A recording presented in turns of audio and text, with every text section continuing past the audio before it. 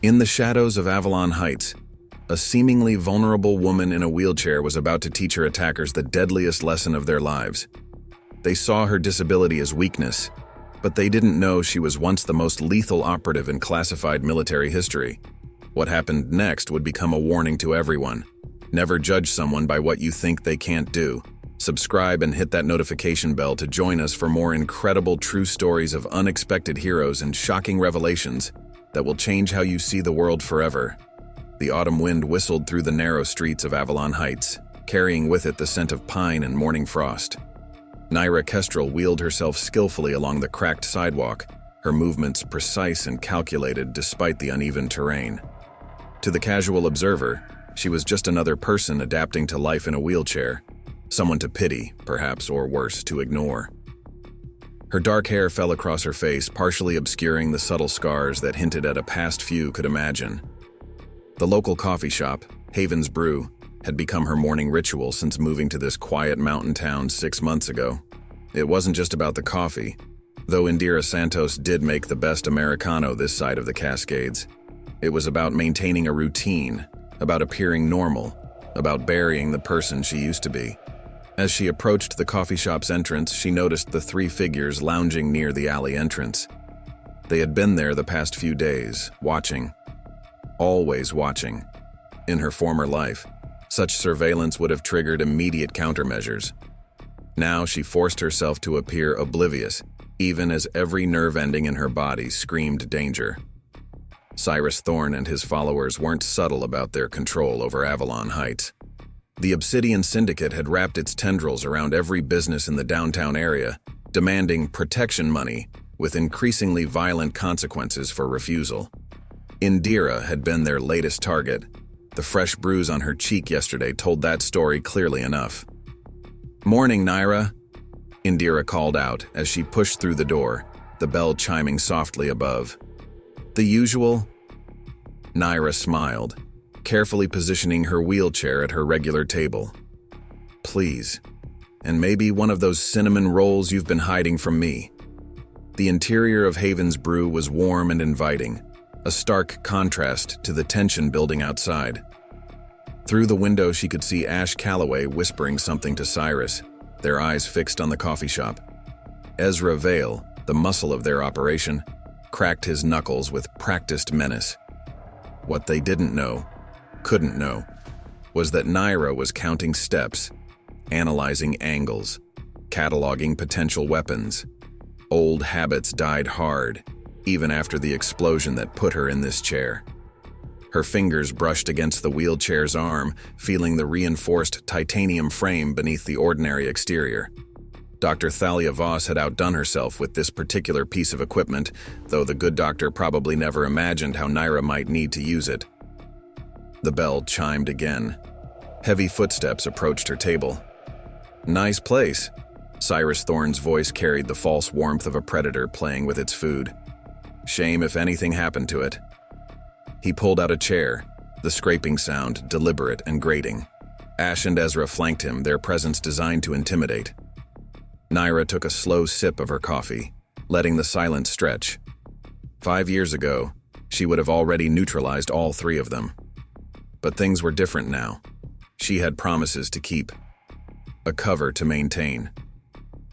"I've seen how you look at us," Cyrus continued, leaning forward. "Judging. Like you're better than us. Must be frustrating, being stuck in that chair, unable to do anything while we handle our business."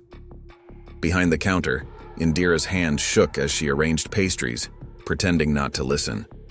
A few other customers quietly gathered their belongings, sensing the approaching storm. Nyra set down her cup, her voice steady. "Must be frustrating for you too, Cyrus. Trying so hard to fill Daddy's shoes in the syndicate. Always having to prove yourself." The color drained from his face. That information wasn't public knowledge. In fact, very few people knew about the syndicate's true leadership structure. Cyrus's hand shot across the table, grabbing her wrist. "Who the hell are you?" For just a moment, Nyra let her mask slip. Let him see in her eyes what his instincts had been screaming all along. He wasn't the predator here. Never had been. "Someone who's giving you one chance," she replied softly. To walk away. To leave Indira. To leave all of them. Alone. Consider it a professional courtesy. Cyrus jerked back as if burned, but quickly recovered his sneer. Professional courtesy? From a cripple? He stood, towering over her. I think it's time we taught you about respect. As Ezra and Ash moved to surround her, Nyra allowed herself a small smile. She had tried to do this quietly, to honor the promise she made to Lysander Frost about staying off the radar. But some lessons, it seemed, had to be taught the hard way. The next 30 seconds would remind them why the name Nyra Kestrel once made hardened operatives tremble. The tension in Haven's brew crystallized into something dangerous as Ezra's meaty hand descended toward Nyra's shoulder. Time seemed to slow, a familiar sensation from her operative days, when her enhanced training would kick in and the world would reduce itself to pure tactical awareness. Last chance, Nyra said quietly, her voice carrying to every corner of the now silent coffee shop. Walk away. Cyrus's laugh was harsh and dismissive. Or what? You'll roll over our toes? The first move was almost lazy, telegraphed intentionally. Ezra's grab for her shoulder met empty air as Nyra's wheelchair pivoted with precision engineering. The titanium frame designed by Dr. Voss for exactly this scenario responded like an extension of her body. But it wasn't the chair that made contact with Ezra's solar plexus. It was Nyra's palm, striking with calculated force at the exact point where his ribcage met his sternum. The mountain of a man folded like wet paper. What the fu— Ash's exclamation cut off as Nyra's wheelchair locked into its combat configuration. The reinforced wheels provided the perfect pivot point as she launched herself upward, her supposedly useless legs snapping out in a precise arc that caught him under the chin. The wheelchair, anchored by its specialized brake system, became a gymnastic apparatus that allowed her to flip backward, landing perfectly positioned between her three attackers. Cyrus stumbled back, his face a mask of confusion and growing fear. This is impossible. You're in a wheelchair. Correction, Nyra said, her voice taking on the cold precision that had once made her legendary in classified circles. I use a wheelchair, there's a difference. The next sequence of movements was a symphony of violence that she had hoped to never conduct again. Ash recovered first, charging forward with a wild haymaker that would have intimidated any normal target. Nyra used his momentum against him, her hands finding precise pressure points along his extended arm. He hit the ground, convulsing, his nervous system temporarily short-circuited by techniques she'd learned in a monastery, whose existence was still classified. Ezra, showing more tactical awareness than she'd credited him with, tried to grab her from behind while she was occupied with Ash. The wheelchair responded to her touch like a dance partner, spinning her out of his grasp. The reinforced frame caught him in the knees, and Nyra's elbow found the cluster of nerves at the base of his skull. He dropped like a stone. Who? What are you? Cyrus had backed himself against the counter, all pretense of authority evaporating as he watched his enforcers neutralized with surgical precision. Nyra allowed herself to settle back into the wheelchair, her movements fluid and controlled. Someone who chose this town to retire, someone who just wanted peace. Her eyes hardened. Someone who's dealt with far worse than entitled syndicate princes throwing tantrums. The coffee shop had become so quiet you could hear the espresso machine's gentle hum. Indira stood frozen behind the counter, her expression a mixture of fear and awe. The few remaining customers pressed themselves against the walls, phones recording everything despite their trembling hands. This is the part, Nyra continued, straightening her shirt with casual precision, where I should tell you that if you ever come near this shop again, you'll regret it. But we both know threats aren't necessary, because now you know. Know what? Cyrus's voice cracked. That the wheelchair isn't a weakness, it's a choice, and that I chose this town, these people, to protect. She moved closer, her voice dropping to a whisper that only he could hear. The real question, Cyrus, is whether you're going to be smart about this, or if I need to send a more permanent message to the syndicate about leaving Avalon Heights alone. Recognition flickered in his eyes, the kind of bone-deep fear that came from realizing you'd not only picked the wrong target, but had stumbled into a world you weren't prepared for. You're her. The ghost of Kosovo. They said you died in that explosion. Did they? Nyra's smile didn't reach her eyes. Interesting theory. Now take your friends and go. Consider this a professional courtesy, the only one you'll get. As Cyrus scrambled to help his groaning associates to their feet, Nyra turned to address the stunned onlookers. I apologize for the disruption. I recommend the cinnamon rolls. They're excellent today. Preparing and narrating this story took us a lot of time, so if you are enjoying it, subscribe to our channel. It means a lot to us. Now back to the story. The bell chimed as the syndicate members stumbled out, leaving behind a coffee shop full of shocked witnesses and shattered preconceptions. Indira was the first to move, her hands still shaking as she approached Nyra's table with a fresh cup of coffee. On the house, she said quietly. Though, I have a feeling we're going to need to talk about what just happened. Nyra sighed, already calculating how long it would take Lysander Frost to hear about this incident. She had promised him she would stay under the radar, that she would give herself time to heal, both physically and mentally, after the explosion that had necessitated the wheelchair. But some promises, she realized, had to be balanced against doing what was right. The coffee's wonderful as always, Indira, she said, taking a sip. And yes, we should talk, because I have a feeling Avalon Heights is about to change, and you need to know why I'm really here. Behind the counter, a phone buzzed, then another, and another. Social media was already lighting up with shaky videos of what had just transpired.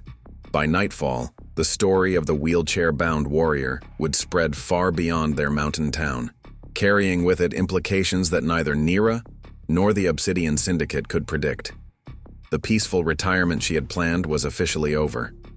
But perhaps, Nyra reflected as she watched the morning sun break through the clouds outside, that wasn't entirely a bad thing. Some battles were worth fighting in the open. The aftermath of the Haven's Brew incident rippled through Avalon Heights like a stone dropped in still water. By sunset, Nyra's phone had already buzzed 17 times, all calls from a blocked number she knew belonged to Lysander Frost. She let them go to voicemail, focusing instead on the more immediate concern of damage control. The videos had gone viral faster than even she had anticipated. Wheelchair Warrior was trending, with millions of views across multiple platforms. Amateur analysts were already breaking down her fighting technique frame by frame, though most of their theories about her identity were hilariously off base. One popular thread suggested she was a secret government superhero program gone rogue. If they only knew how close, yet how far from the truth that was. You should see some of these comments, Maven Reyes said, scrolling through her tablet as she sat across from Nyra in her secured apartment. The reinforced windows and state-of-the-art security system had been Maven's idea when Nyra first moved to Avalon Heights. As usual, her friend's paranoia had proven prescient. They're calling you everything from an urban legend to the next Marvel character. Nyra adjusted her position in her wheelchair, the specialized hydraulics compensating automatically. And the less entertaining responses? Maven's expression turned serious. 3 different intelligence agencies have already flagged the footage. Our scrubbing algorithms are working overtime, but... She shrugged. The cat's pretty much out of the bag. The question is, which cat do we let them think they've caught? This was why Maven had been Nyra's closest ally for over a decade. While others saw problems, Maven saw opportunities for misdirection. She had been the architect of dozens of cover stories during their operations together, before the explosion that changed everything. Or nearly everything. Maven's loyalty had never wavered. Dr. Voss called, Maven continued, setting down her tablet. She's worried the footage will draw attention to her work on your wheelchair. Some of those modifications aren't exactly FDA approved. Nyra allowed herself a small smile. Thalia's always worried, but she's right. We need to protect her. Set up the usual smoke screens through the shell companies. Make it look like the chair came from multiple legitimate sources. A notification pinged on Maven's tablet. Her eyes widened slightly as she read it. Well, that's interesting. The Obsidian Syndicate just pulled all their operators out of Avalon Heights. Every single one. Apparently Cyrus made some calls after his educational experience this morning. Smart boy, Nyra murmured. He finally learned something from his father. Speaking of father figures, Maven's tone turned cautious. Lysander's not going to stop calling. You know that, right? This is exactly what he wanted to prevent when he helped set up your retirement.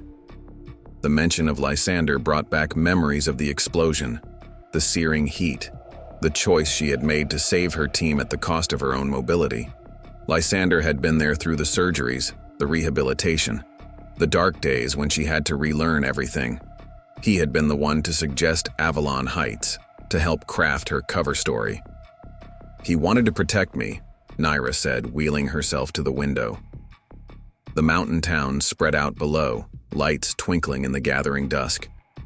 But I'm not the one who needs protection. This town, these people, they needed someone to stand up. Maven was quiet for a moment, then asked the question they both knew was coming.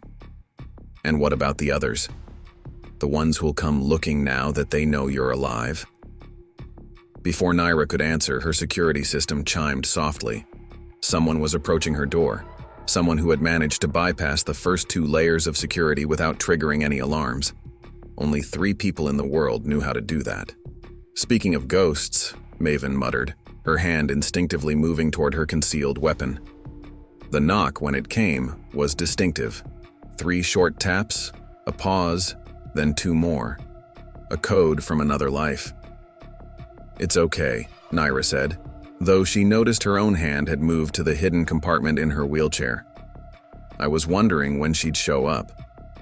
The door opened to reveal Dr. Thalia Voss, looking nothing like the gentle physical therapist her patients knew her as.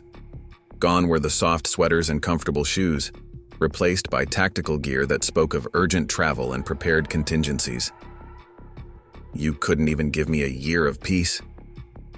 Thalia's accent was pure Moscow now, her carefully cultivated American tones discarded like an unnecessary disguise. Do you know how many favors I had to call in to keep that wheelchair's specs classified? And then you do. This, she tossed a phone onto Nyra's coffee table, a viral video playing on repeat. Nyra's wheelchair spinning like a gymnast's bar, her paralyzed legs delivering precise strikes. If they trace the technology, Thalia continued, pacing the room with controlled agitation. If they realize what we've created. They won't, Maven interjected. We're already flooding the channels with misinformation. By tomorrow, there'll be a dozen different theories about the chair's origins. Sometimes information overload is better than a cover-up. Thalia stopped pacing, fixing Nyra with an intense stare. This isn't just about the chair. You know that. The program. There are still people looking for what we did, for what we created. One viral video is all it takes to unravel everything we've buried. The weight of unspoken histories filled the room. The program, their attempt to create something revolutionary, something that had gone so wrong they'd faked their own deaths to escape it. The explosion hadn't been an accident. It had been an opportunity. One that Nyra had paid for with her legs, but an opportunity nonetheless. Maybe it's time, Nyra said quietly. Maybe hiding isn't the answer anymore. Both women stared at her, understanding slowly dawning in their eyes. You planned this, Thalia accused, but there was a hint of admiration in her voice. The incident at the coffee shop, you knew it would go viral. I knew something would eventually, Nyra corrected. Better to control how it happens than wait for them to find us unprepared. Maven leaned forward, her tactical mind already racing. You want to draw them out.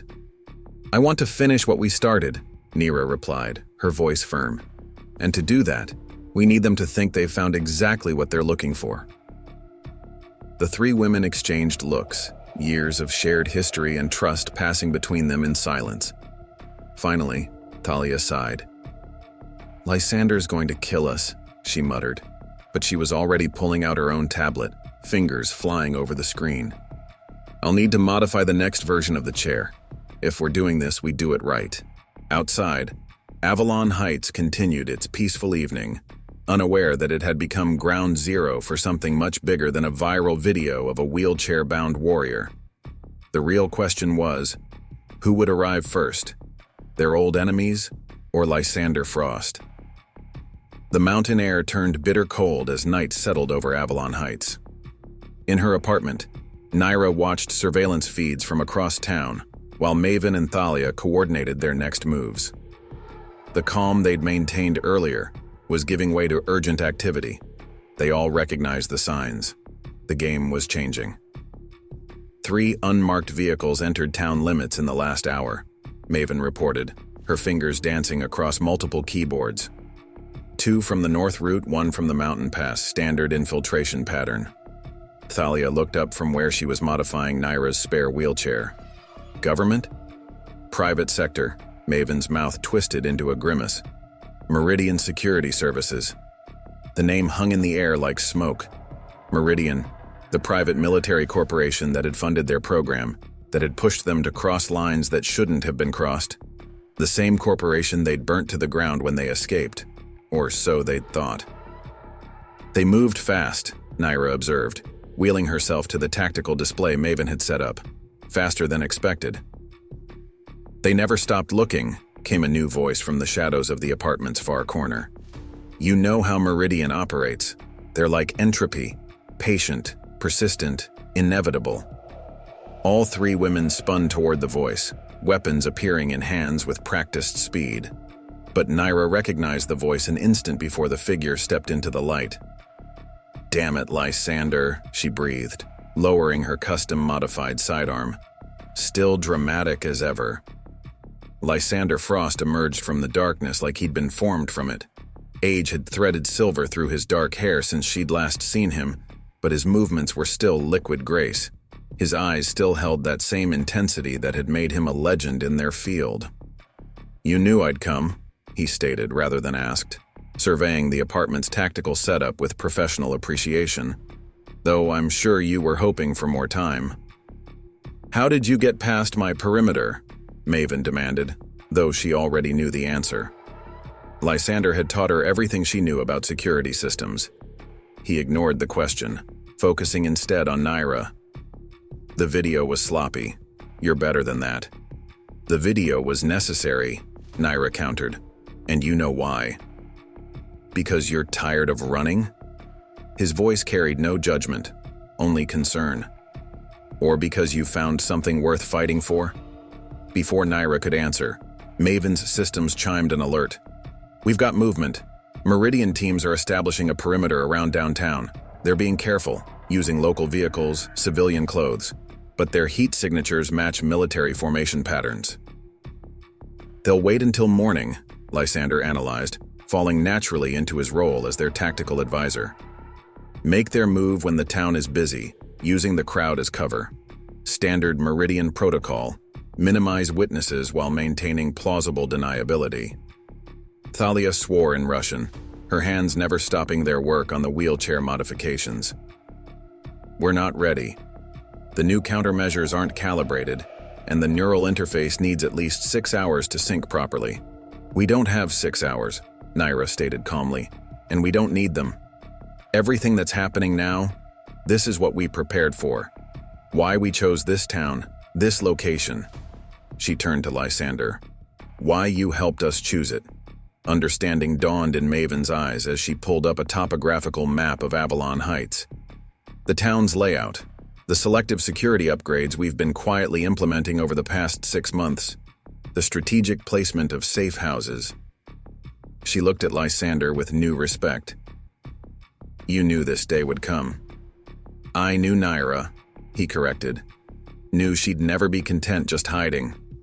So yes, I helped create a battlefield that would favor us when the inevitable happened. He moved to the tactical display, his finger tracing routes through the town. Every street, every alley, every rooftop line of sight, it's all been prepared. The question is, are you ready to destroy what's left of your peaceful life here? Nyra wheeled to the window, looking out at the town she'd come to call home. Peace was never the goal, Lysander. Justice was. For what Meridian did to those test subjects, for the lives they destroyed in the name of progress. And the townspeople? Thalia asked quietly. They'll be caught in the middle. No, Nyra's voice hardened. They won't. Because we're not going to wait for morning. We're taking the fight to Meridian tonight. She turned to face her assembled team, her expression resolute. Maven, activate Protocol Nightshade. Thalia, what can you do with the chair in 2 hours? Not everything I'd like, Thalia admitted, but enough to make Meridian regret ever finding us. Lysander? Nyra met her old mentor's gaze. Are you with us? He studied her for a long moment, then smiled, the dangerous smile that had preceded some of their most legendary operations. I didn't come here to talk you down, Nyra. I came to make sure you had what you needed to finish this. All of it. He reached into his jacket and withdrew a small data drive. Everything we could never prove about Meridian. Every illegal experiment, every covered-up death, every corrupt contract. Maven's video got their attention. This will destroy them. But we have to survive long enough to release it, Maven noted, already running calculations. 3 strike teams, probably 4 operators each, all highly trained, all equipped with cutting-edge tech. All about to learn why you don't corner a ghost, Thalia added, making final adjustments to the wheelchair. Nyra took a moment to study each face in the room. Maven's determined focus, Thalia's precise intensity, Lysander's controlled power. They had all sacrificed everything once to stop Meridian. Now they would do it again, but this time they would finish the job. Maven, how long until the Meridian teams reach their final positions? Based on their current movement patterns, 43 minutes? Good. Nyra's smile held no warmth. That's 38 minutes more than we need. Let's show them why the Ghost of Kosovo was never just about physical combat. As her team moved into action with practiced efficiency, Nyra allowed herself one last look at the peaceful town below. By dawn, Avalon Heights would either be her greatest victory or her final battleground. Either way, there would be no more running. The real ghost story was about to begin. Protocol Nightshade began with darkness. At precisely 10:47 p.m., strategic portions of Avalon Heights' power grid failed in a carefully orchestrated pattern. To the Meridian teams establishing their positions throughout the town, it would appear as random infrastructure issues. They couldn't know that every blackout zone had been meticulously planned months in advance. Grid sections A through D are dark, Maven's voice came through the encrypted comm system in Nyra's ear. Thermal imaging shows Meridian teams adjusting their positions exactly as predicted. Nyra guided her wheelchair silently through the shadows of Oak Street, the modified wheels making no sound on the pavement. Thalia's latest adjustments had transformed the chair into something that would make military engineers weep with envy. The neural interface hummed at the base of her skull, connecting her to the chair's enhanced systems with near instantaneous response time. Team 1 is moving into the shopping district, Lysander reported from his vantage point on the library roof. Standard sweep formation, but they're nervous. The blackout has them bunched tighter than they should be. Fear makes them predictable, Nyra murmured, her voice barely a whisper. Thalia, status on the environmental controls? Temperature in the affected zones is dropping steadily, Thalia responded from her position in the converted basement of Haven's Brew. Another 10 minutes and their thermal imaging will be practically useless. The temperature differentials won't be strong enough for accurate readings. Everything was proceeding according to plan, but Nyra knew better than to trust in plans alone. She had learned that lesson in Kosovo, and the scars, both physical and psychological, reminded her daily. Tonight the plan was just a framework. Adaptability would determine survival. Movement ahead, Maven warned.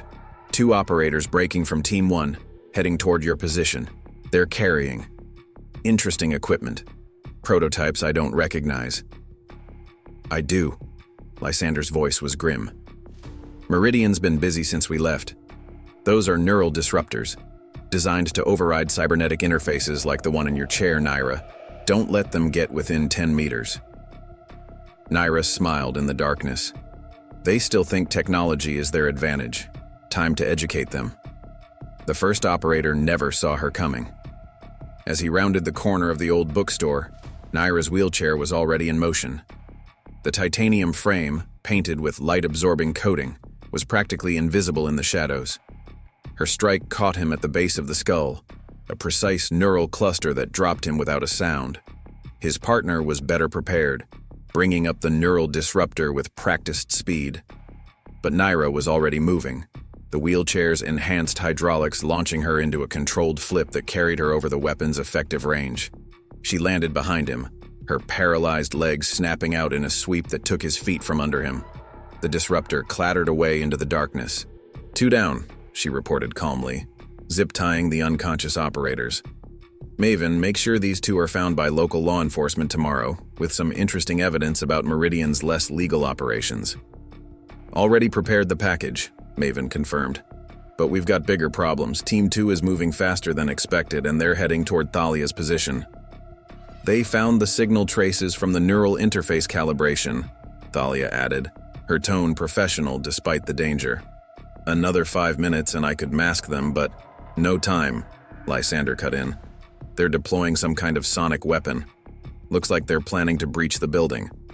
Nyra was already moving, her wheelchair eating up the distance through Avalon Heights' back alleys. The town's layout, which had seemed quaint and random to visitors, now revealed its tactical purpose. Every turn, every narrow passage was designed to favor someone who knew its secrets.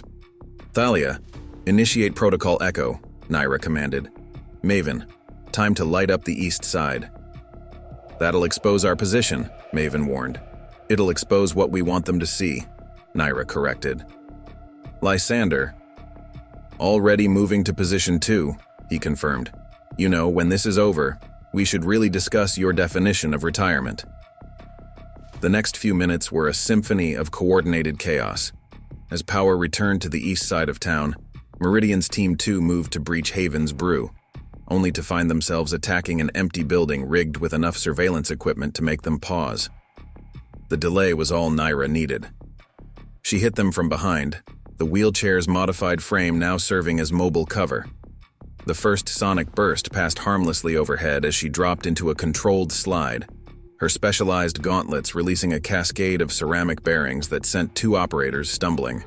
The close quarters negated their tactical advantage, forcing them to deal with an opponent who had turned their assumptions about mobility into a deadly miscalculation. 4 more down," she reported, securing the last unconscious operator. "Thalia?" "Safely relocated to position Charlie," Thalia confirmed. "And I brought presents. The neural interface is fully calibrated now. You'll like what it can do." "Save it for Team 3, Lysander advised. "They're hanging back, analyzing our pattern. These aren't standard operators, Nyra. Their movement suggests Special Activities Division." The designation caused a moment of silence on the comm. Special Activities had been their division before everything went wrong, before they discovered what Meridian was really doing with their research. "Good," Nyra said finally. "That means they'll understand the message we're about to send."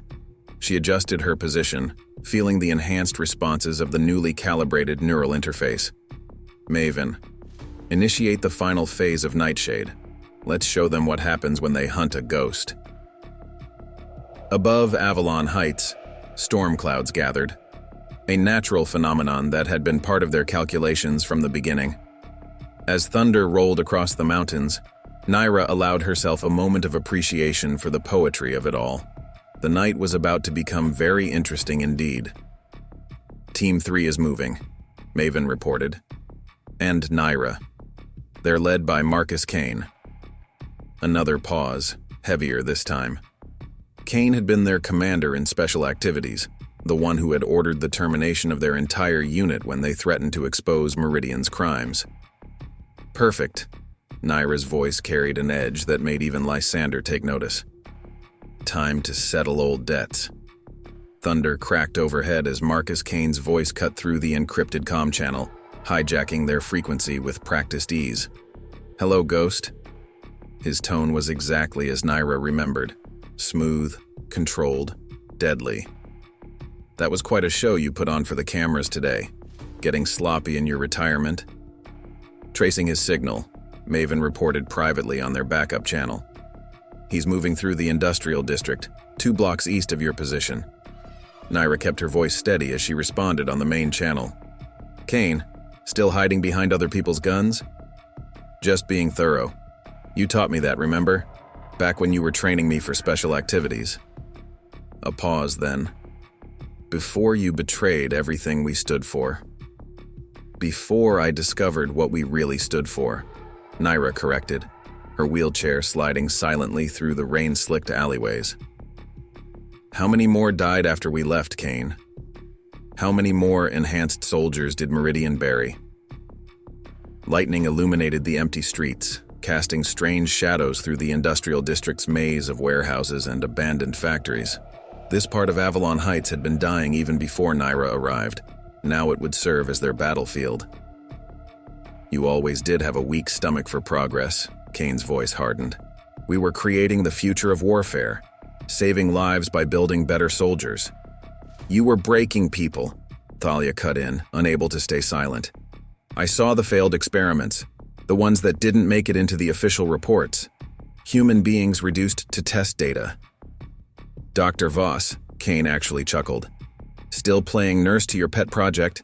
How's that experimental spinal interface working out? The data from today's video was illuminating. Nyra's hands tightened on her wheelchair's controls. Maven! Almost there. Got him. Northwest corner of the old steel mill.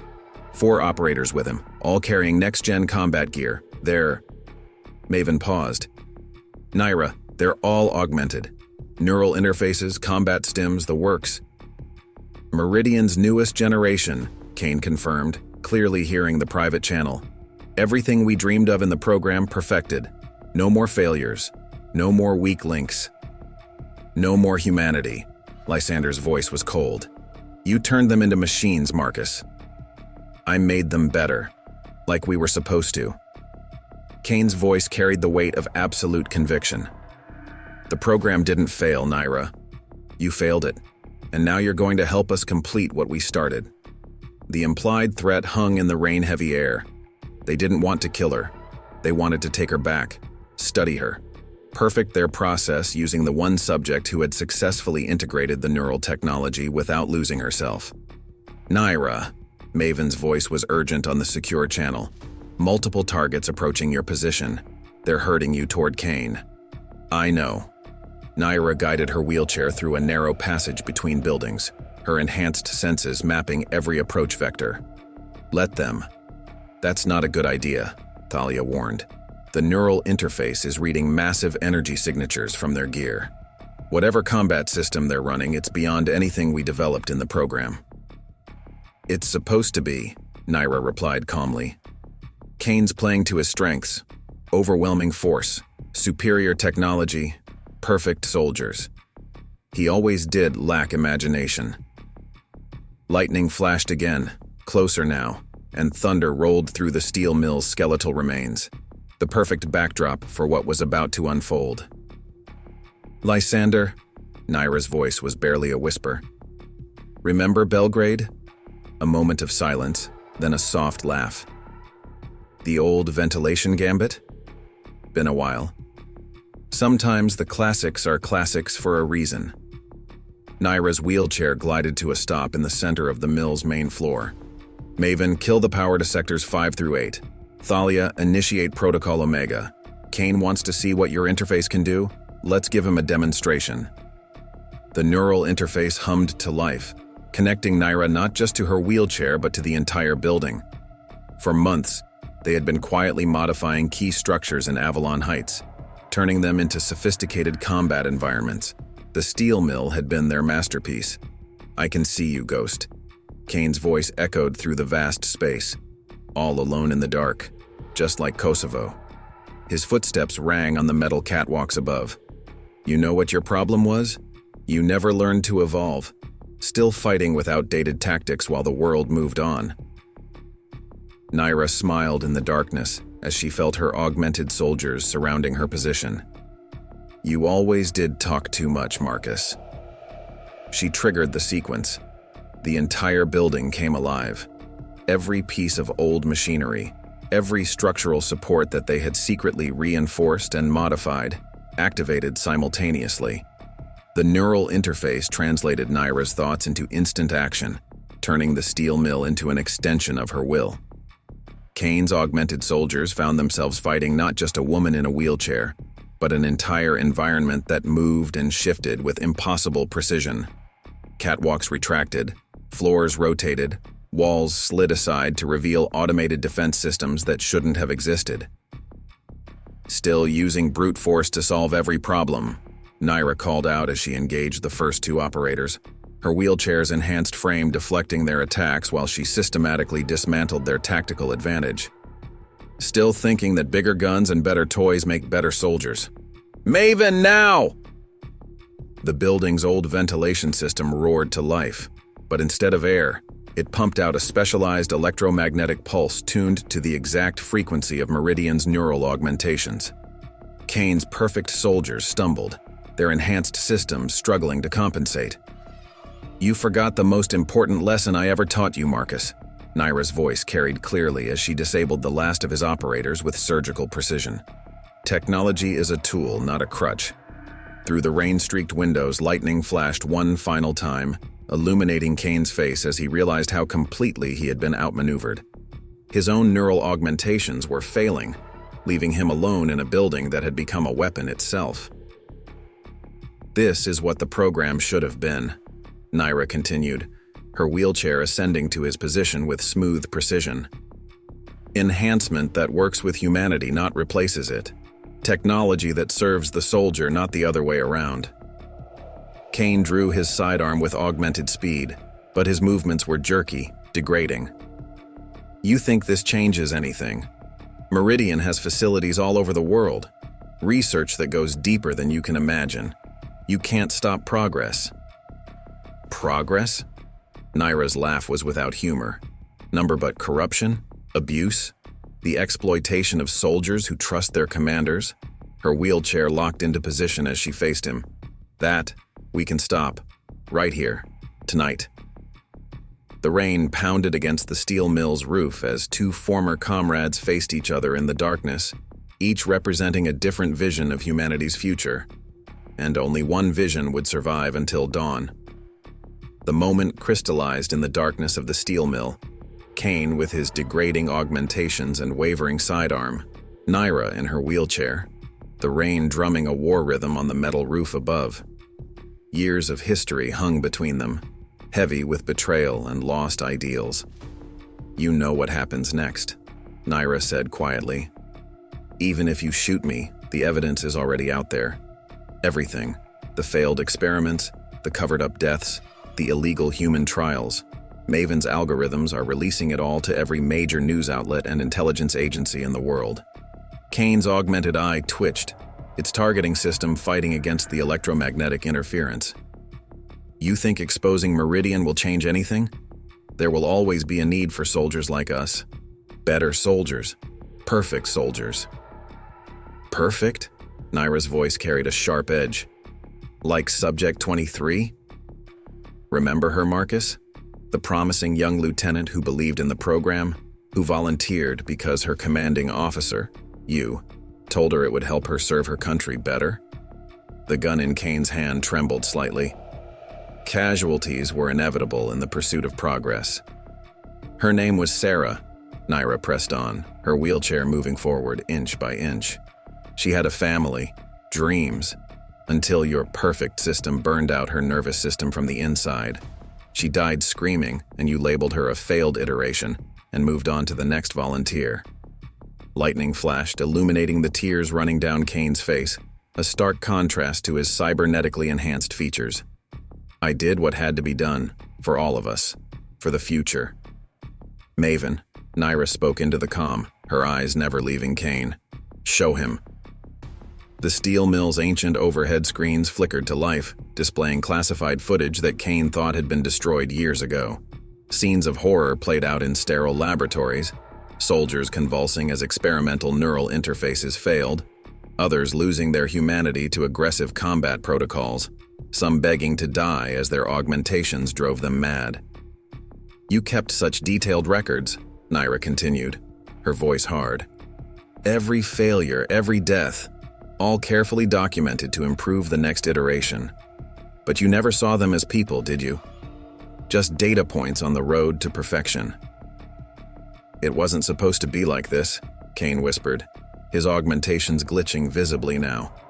"We were going to save lives, create soldiers who could survive anything, protect everyone." The road to hell, Marcus. Lysander's voice came from the shadows as he emerged on a parallel catwalk. You forgot what we're really fighting for. It was never about creating perfect soldiers. It was about protecting humanity, including our own. That's why your new generation is failing right now, Thalia added through the comm system. You forced the technology pushed beyond what the human mind and body could safely integrate. But Nyra's interface works because it enhances what's already there. It doesn't try to replace it. Kane's gun hand dropped slightly as he looked at the continuing footage. I thought I could control it, perfect it, make the sacrifices mean something. They meant something, Nyra said softly. They meant we had to stop you. All of you. Everyone who thought progress was worth any price. Her wheelchair moved closer still. Put down the gun, Marcus. Help us make it right. For a moment it seemed like he might. The old Kane, the one who had been their friend, their commander, their brother in arms, flickered in his eyes. Then his augmentations surged, fighting through the interference, and his face hardened into a mask of cybernetic rage. No, he snarled, his voice distorting as combat protocols engaged. I won't let you destroy everything we built. The gun came up with augmented speed, but Nyra was already moving.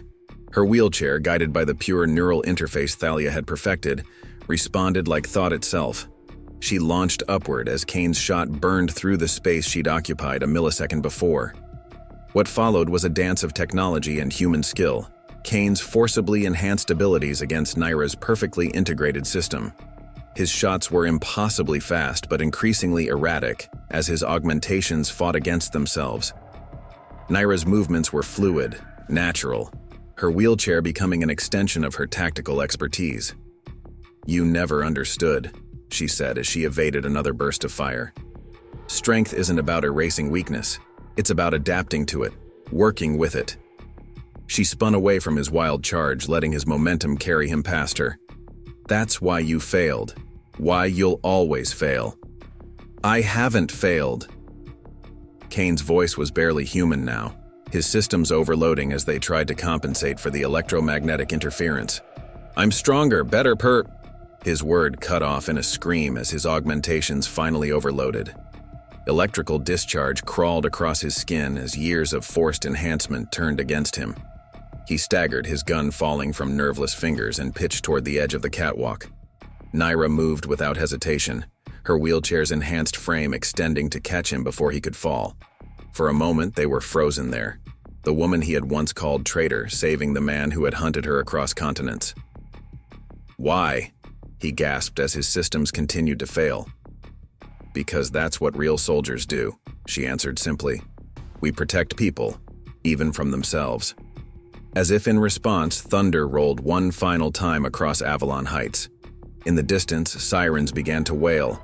Maven's carefully orchestrated evidence dump was already drawing attention. By morning, Meridian's secrets would be exposed to the world, and the program's true legacy would finally come to light. Thalia, Nyra called out as she secured Kane's unconscious form. Get your medical kit ready. We're going to try to save what's left of him. You know they'll send others, Lysander warned as he helped her with Kane's body. Meridian isn't the only organization that will want your technology now. Nyra looked out through the broken windows at the town she had chosen to protect. Let them come. Some battles are worth fighting in the open. The rain began to ease as dawn approached, washing away the night's violence but leaving its lessons intact. In the end, the true ghost story wasn't about a warrior in a wheelchair. It was about the spirit that refused to be broken, the humanity that refused to be replaced, and the strength that came from embracing both ability and disability as parts of the same whole. And in Avalon Heights, that story was just beginning. The first rays of sunlight crept over the mountains, painting Avalon Heights in shades of gold and revealing the night's aftermath. Emergency vehicles clustered around the steel mill, their lights casting rotating patterns across the rain-slicked streets. Inside Haven's Brew, now transformed into a makeshift command center, Nyra watched multiple news feeds playing across Maven's screens. Shocking revelations about private military corporation Meridian Security Services have sparked international investigations. Whistleblower documents reveal illegal human experimentation, Multiple governments denying knowledge of enhanced soldier program. Trending better than expected, Maven reported, her fingers dancing across keyboards as she managed the information flow. Every major news outlet picked up the story. Intelligence agencies are falling over themselves to deny involvement. Meridian's stock is in free fall. Thalia looked up from where she was monitoring Kane's vital signs. They had stabilized him barely after his augmentations catastrophically failed. The medical data is causing the biggest waves. Doctors worldwide are calling for investigations into neural enhancement research. My old colleagues are already reaching out. And our ghost story? Nyra asked, adjusting her position in the wheelchair. Even Thalia's advanced interface needed rest after the night's exertion. Gone viral in a whole new way. Maven brought up social media feeds. People are connecting it to the Meridian revelations.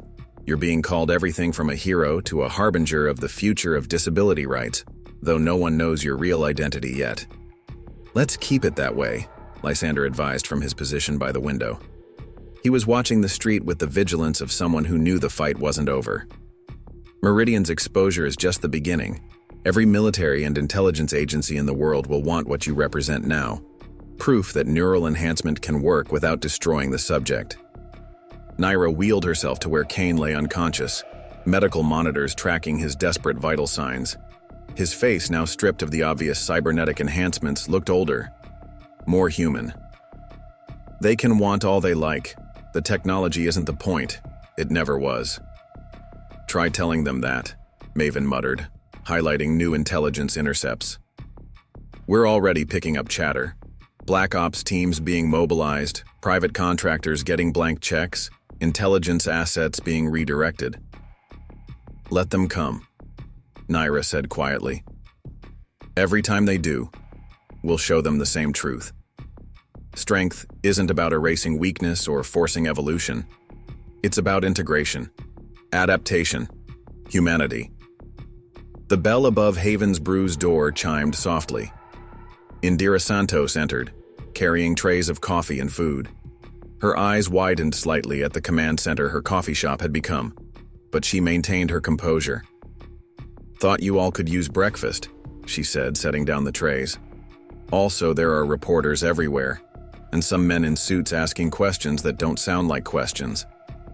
Already? Thalia looked concerned. That was faster than expected. Small towns talk, Lysander noted, and everyone saw the fight at the coffee shop yesterday. They'll be connecting the dots. Nyra accepted a coffee from Indira with a grateful nod. Then maybe it's time to give them something to talk about. She turned to Maven. How many cameras are outside right now? 17 news crews at last count, plus about 24 smartphones broadcasting live. Maven raised an eyebrow. You're not thinking of going public? Not exactly. Nyra sipped her coffee thoughtfully. But maybe it's time to shape the narrative. Give them a story that's bigger than a wheelchair warrior or a corporate scandal. You're talking about inspiring others, Thalia realized. Using this to show what's possible when technology serves humanity instead of trying to replace it. More than that, Nyra set down her cup. We're going to show them what real strength looks like. Not perfect soldiers or enhanced warriors, but people, working with their limitations, embracing their humanity, fighting for what's right. It's dangerous, Lysander warned.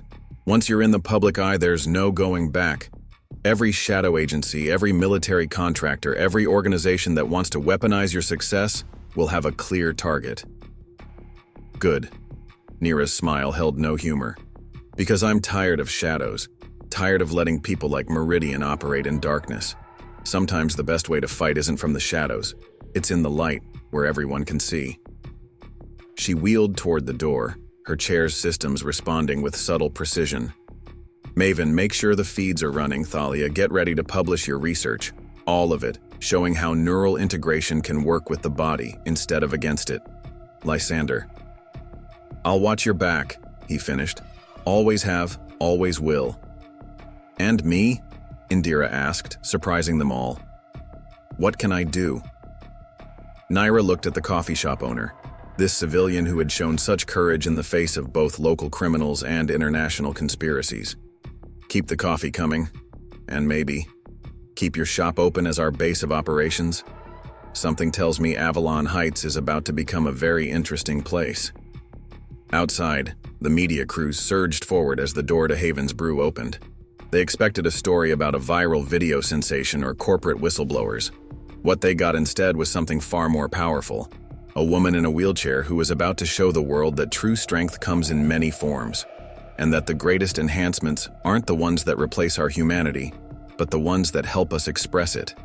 The ghost was stepping into the light, and the world would never be the same. The press conference wasn't what anyone expected.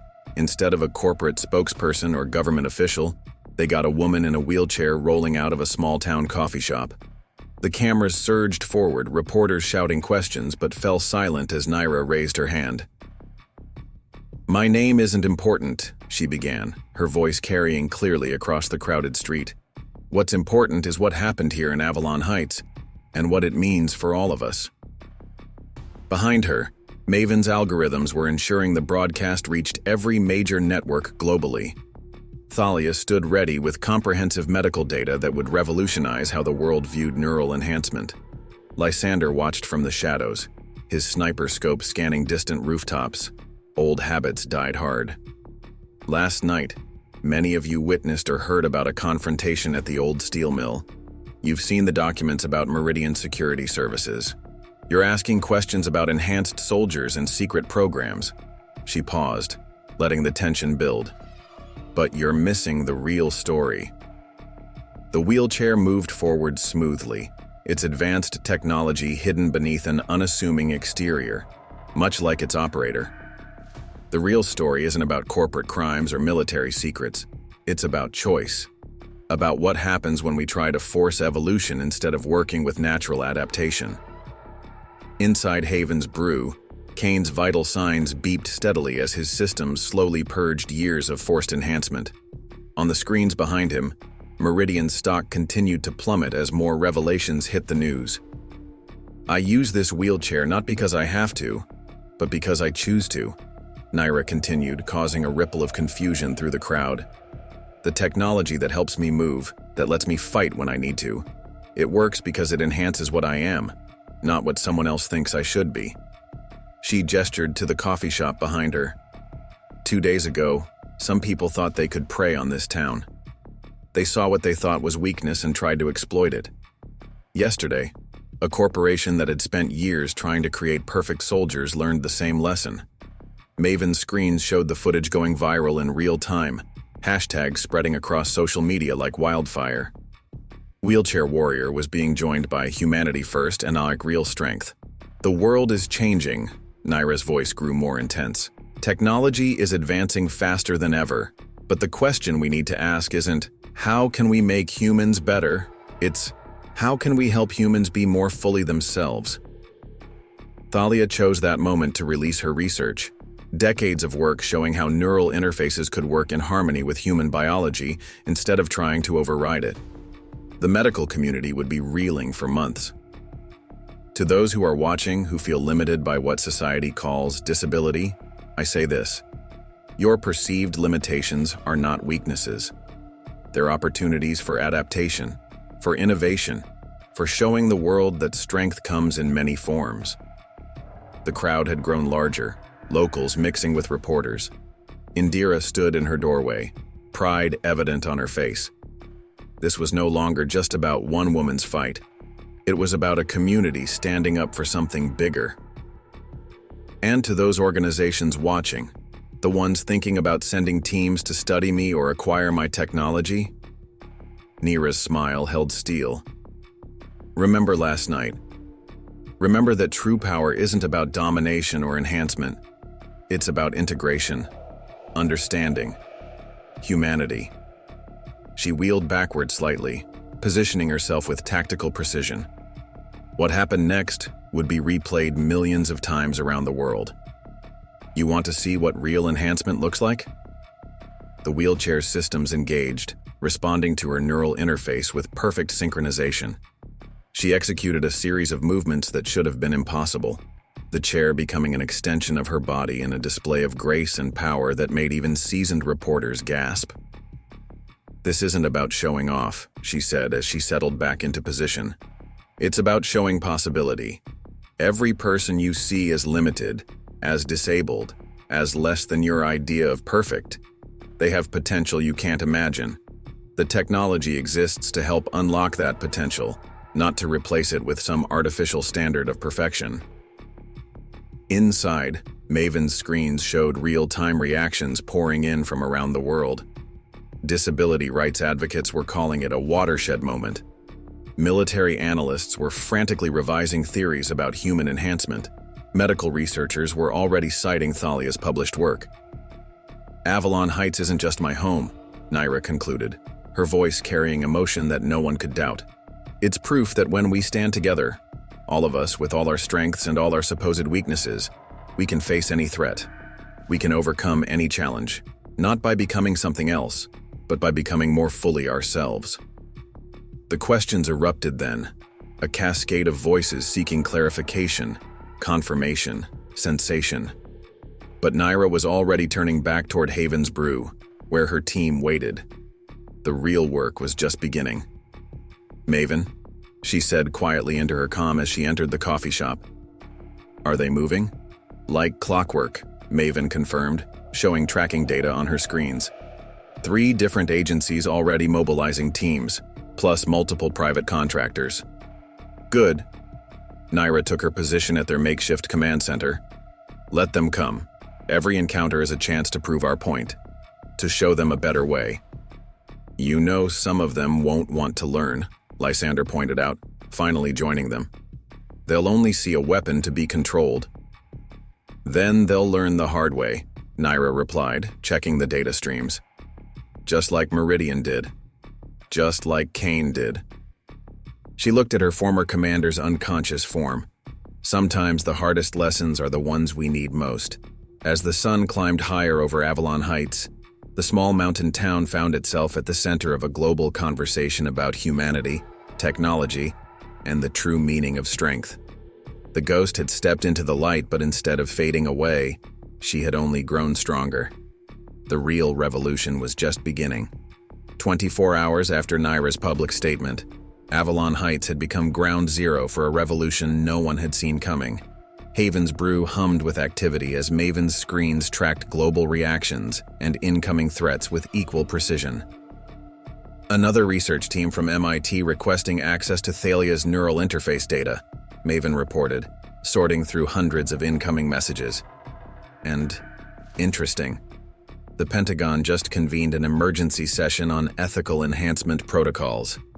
Nyra watched the feeds from her position by the window, her wheelchair's systems running silent diagnostics after the previous day's demonstration.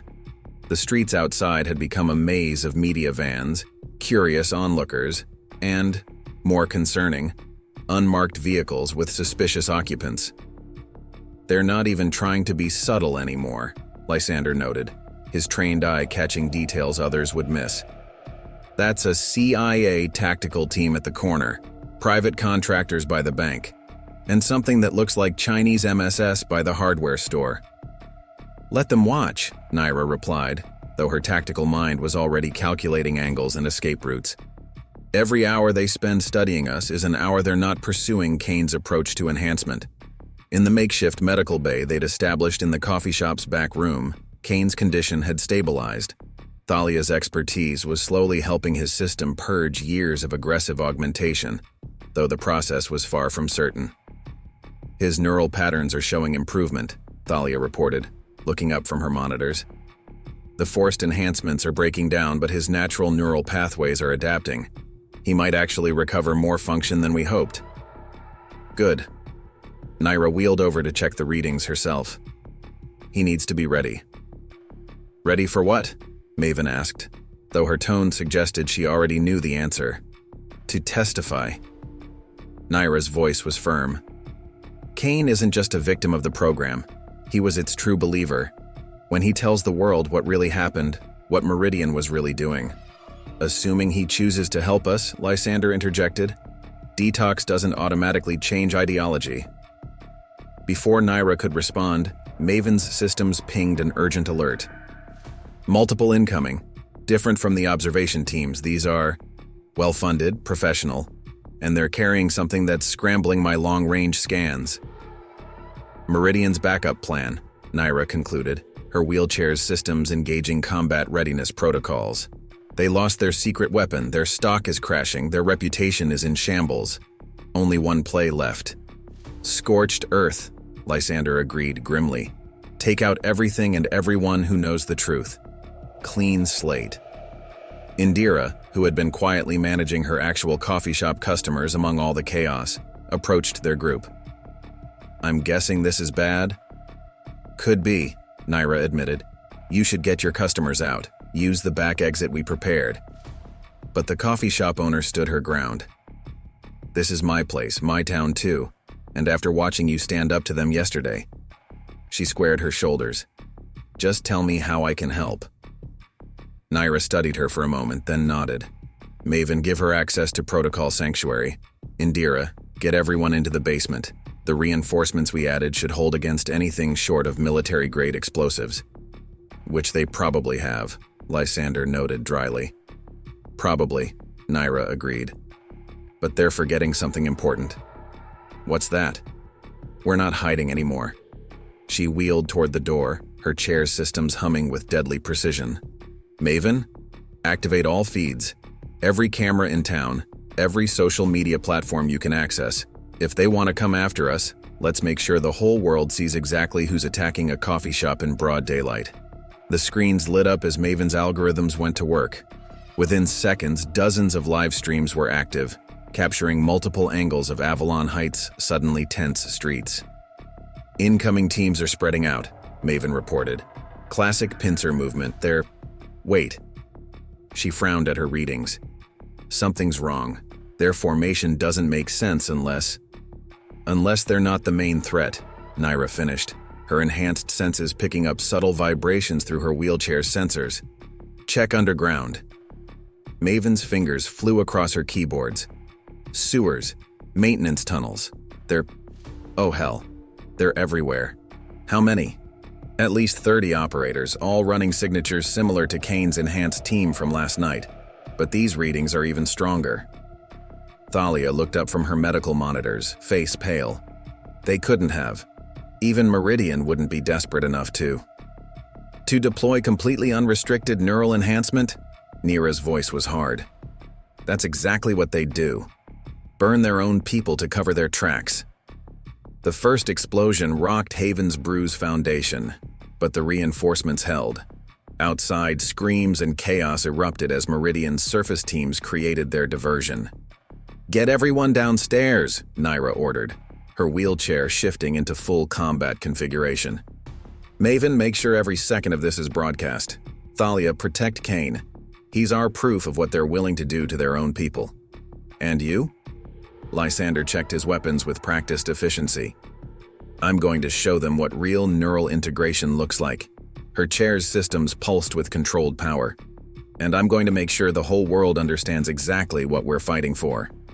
As if on cue, the coffee shop's floor erupted as the first of Meridian's enhanced operators burst through. Their movements were wrong, too sharp, too mechanical, their humanity already burning away under the strain of unrestricted enhancement. Remember, Nyra's voice carried to her team as she engaged the first attacker with precise efficiency. They're victims too. We disable, not destroy. Show the world the difference between their way and ours. The battle for Haven's Brew was about to become a global object lesson in the true meaning of human enhancement, and this time, there would be no shadows for anyone to hide in. The interior of Haven's Brew had become a battlefield, but not the kind the world had ever seen before. Nyra's wheelchair danced through the chaos with lethal grace, each movement calculated not to destroy, but to save.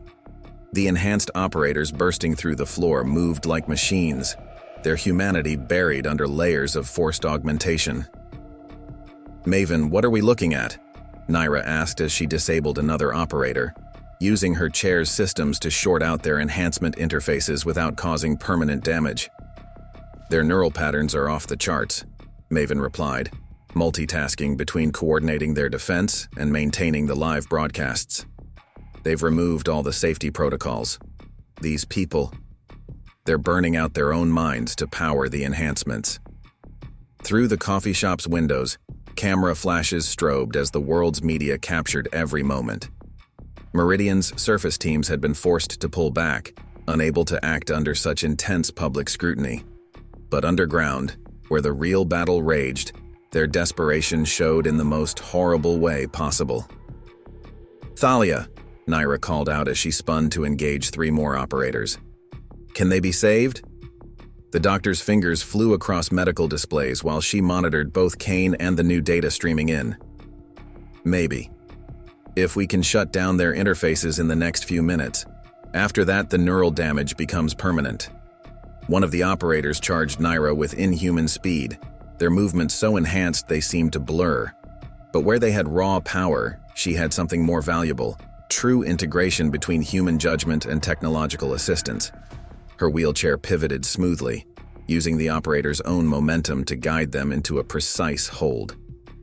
"I'm sorry," she whispered, as she used her neural interface to connect with and override their enhancement systems. The operator convulsed once, then went still. Unconscious but alive, their overloaded systems finally shutting down. 19 down, Lysander reported from his position covering the rear entrance. "But they keep coming. Meridian must have thrown their entire remaining enhanced force at us." "Good." Nyra's voice was steel, wrapped in compassion. "Better they come at us than get deployed somewhere else. At least here, we can try to save them." Another explosion rocked the building's foundation, but the reinforcements held. Through the chaos, Indira worked efficiently to help Thalia stabilize the disabled operators, showing the same steady courage she demonstrated since the beginning. "World's watching," Maven updated them. "Every major network is carrying this live. Social media is exploding.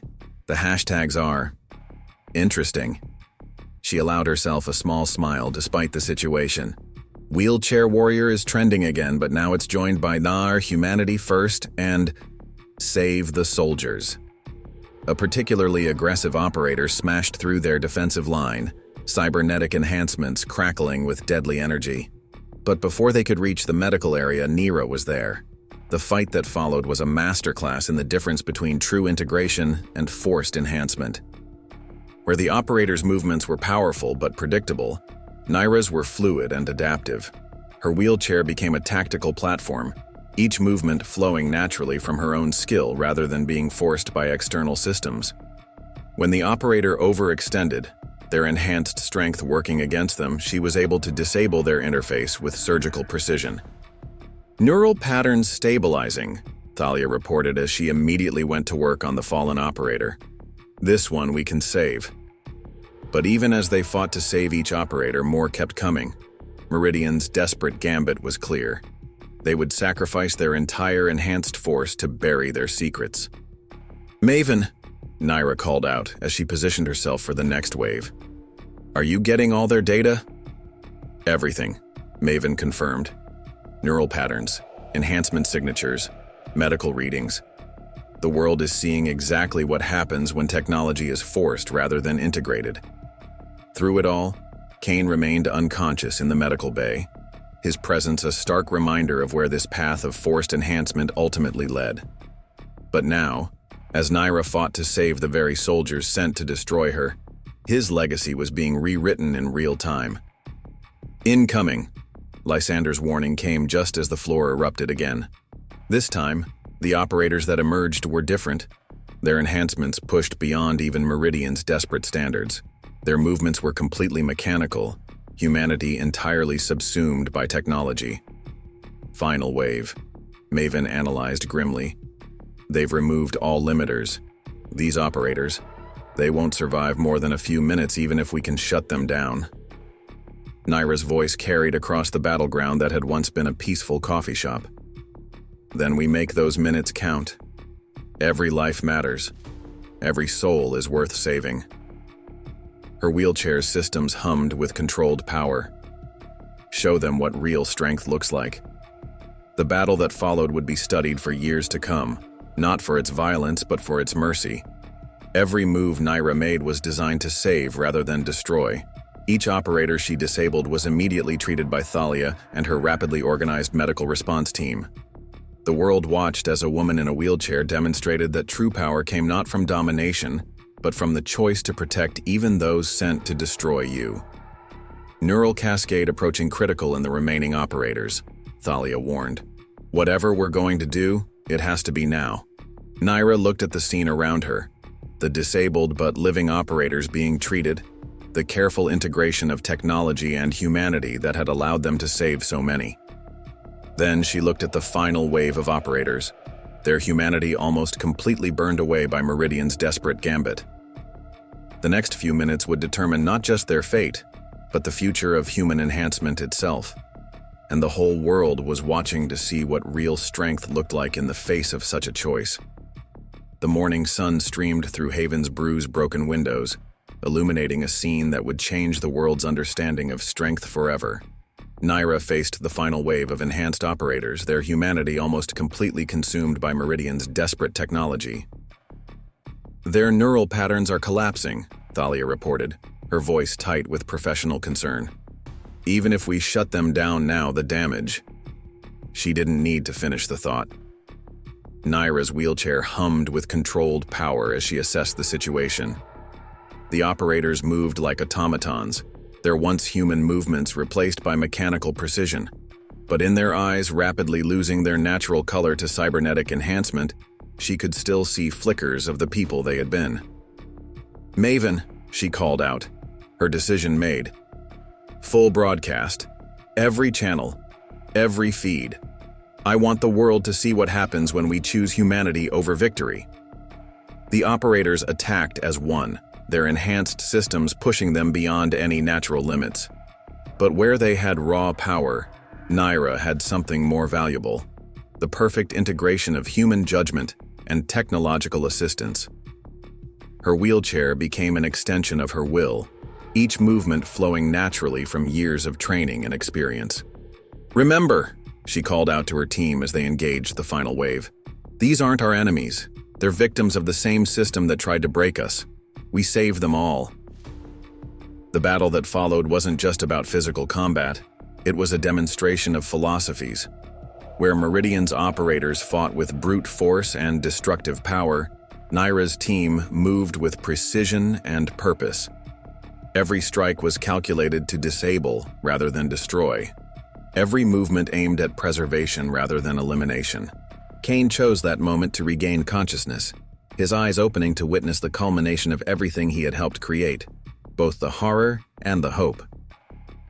"This," Nyra announced to the watching world as she disabled another operator's enhancement systems, "is the difference between forcing evolution and embracing adaptation, between replacing humanity and enhancing it." The operators' movements became more erratic as their systems began to fail. But rather than retreat, Nyra moved closer, using her neural interface in a way Thalia had never intended, reaching out to connect with their failing systems directly. "I know you're still in there," she transmitted through the neural link, her voice reaching past their mechanical programming to the human consciousness buried beneath. "Fight it. Remember who you are." One by one, the operators began to falter, their enhanced systems conflicting with the remnants of their humanity that Nyra had awakened. As each one fell, Thalia's medical team moved in with practiced efficiency, working to salvage what remained of their natural neural patterns. Neural activity stabilizing in 60% of the subjects, Thalia reported with cautious optimism. "We might be able to save more than we thought." Through it all, the world watched. Maven's broadcasts carried every moment, every choice, every demonstration that true strength wasn't about domination, but about protection. "This is what real enhancement looks like," Nyra declared as the last operator was safely disabled. "Not the power to destroy, but the ability to save. Not the replacement of our humanity, but its elevation." Kane struggled to his feet, supported by Lysander, his voice rough but clear. "She's right. I forgot. We forgot. What we were really fighting for. The program was supposed to protect people, not consume them." The sun climbed higher over Avalon Heights as emergency medical teams finally entered the building, called in by Maven to help treat the disabled operators. The small mountain town had become the epicenter of a revolution, not in technology, but in how humanity viewed strength itself. "What happens now?" Indira asked as she helped clean up her battered but still standing coffee shop.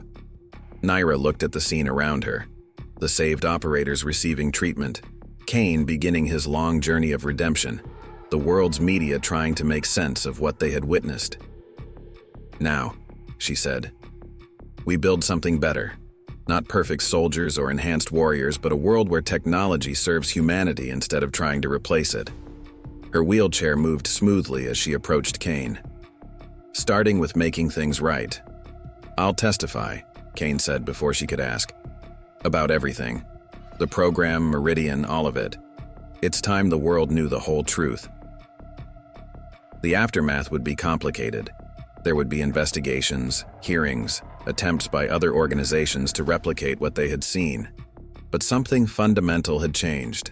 The world had witnessed a different kind of strength, a different way forward. "The ghost story ends here," Nyra announced to the assembled media outside Haven's Brew.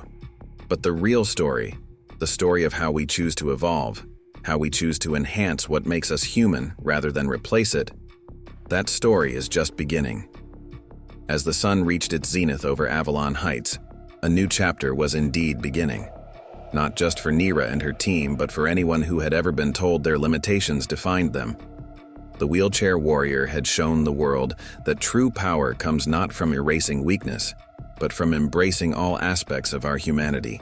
And in coffee shops and boardrooms, in military bases and research labs, in rehabilitation centers and tech startups around the world, people were already beginning to imagine a different future. A future where enhancement meant elevation rather than replacement, where strength was measured not by power, but by purpose. The ghost had emerged from the shadows, and in doing so, had illuminated a path forward for all of humanity. Up next, you've got 2 more standout stories right on your screen. If this one hit the mark, you won't want to pass these up. Just click and check them out.